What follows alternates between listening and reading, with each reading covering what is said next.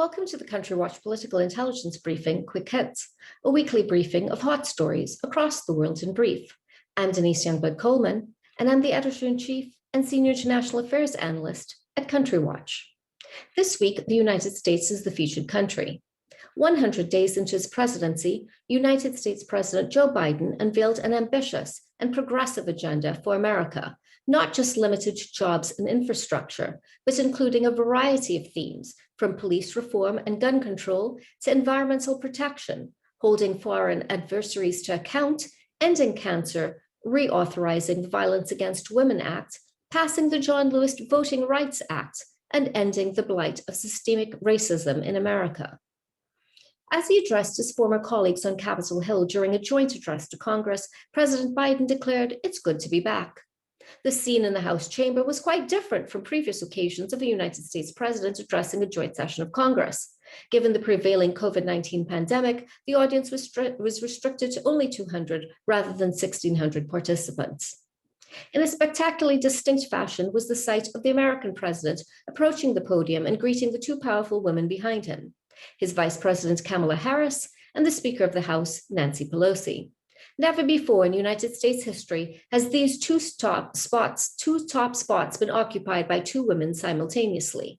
Marking the momentous and historic occasion of Harris and Pelosi standing behind a president during a formal address to Congress, President Biden spoke the words never before uttered in United States history: "Madam Vice President and Madam Speaker." He continued, "No president has ever said those words from this podium, and it's about time." In his address, Biden said that since he took the oath of office, he inherited a nation in crisis. The worst pandemic in its century, the worst economic crisis since the Great Depression, the worst attack on our democracy since the Civil War. Now, after just 100 days, he said, "I can report to the nation, America is on the move again." The 46th president of the United States highlighted his successes from economic renewal to pandemic management.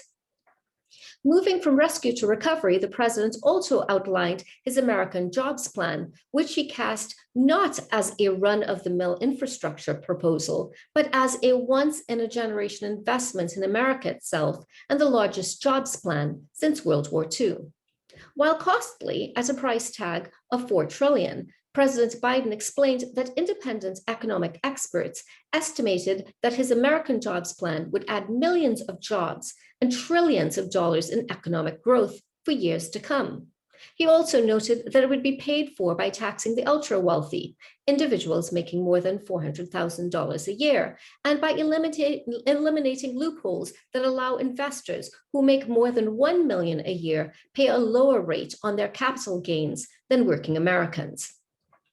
Senator Tim Scott, largely regarded as a rising star in the Republican Party, delivered the rebuttal on behalf of his party. Scott described Biden's infrastructure proposal as a liberal wish list of big government waste.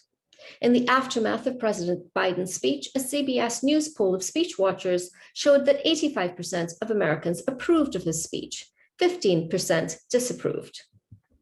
While things were looking up in the United States as regards to dealing with the coronavirus pandemic, things were not looking quite so good in India and Brazil. In India, the daily death toll from COVID-19 was climbing above 3,600. As the month of April came to a close, it was clear that COVID-19 pandemic was a full-blown crisis for India. Hospitals were contending with a surge in patients that overwhelmed the system. Furthermore, the surge in patients placed a strain on the hospital oxygen supply. The Supreme Court of India made clear to Prime Minister Narendra Modi's government that a national plan, both for oxygen supply and life-saving drugs, was required. In Brazil, the battle with COVID-19 was characterized as a humanitarian catastrophe by the medical aid organization Médecins Sans Frontières, also known as Doctors Without Borders. The COVID-19 daily death toll surpassed 4,000 deaths earlier in April, with the total number of deaths in the country approaching 400,000. Médecins Sans Frontières, Doctors Without Borders, assailed Brazilian authorities for their refusal to adopt evidence-based public health measures. Moving on to Somalia, violence has erupted in the Somali capital of Mogadishu. The flare of fighting sparked after President Mohamed Abdullahi failed to hold scheduled elections. Instead, the president, known by his nickname Farmajo, extended his mandate by 2 years. The result was a political crisis for Somalia as tensions reached new heights between the president and his opponents. Rivals of the president accused him of holding on to power, an accusation that gained resonance when he extended his term by 2 years via executive action. Finally, in the Central Asian country of Kyrgyzstan, a new constitution raises questions about the erosion of democracy there. The new constitution bestows extensive powers on the presidency. It also provides for expansive financial reporting conditions of non-government organizations to limit, regulate, and control them. Organizations that have previously monitored elections, for example, and reported on government abuses are likely to be targeted by these provisions, which are modeled on some of the restrictions envisioned by President Vladimir Putin of Russia. The ratification process in this constitutional referendum could be regarded as somewhat spurious, since voter turnout was only slightly above 30% and vote rigging was reported. Also problematic were the arrests of journalists during the voting and the jailing of a famous blogger prior to the referendum.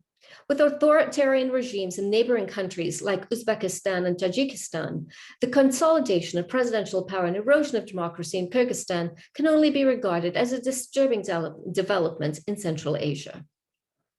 For more information about these and other stories, read my political intelligence briefing and my coronavirus report, both of which are accessible from the front page of the Country Watch website at www.countrywatch.com. Thank you for your time. Have a great day. And remember that we live in an interconnected world.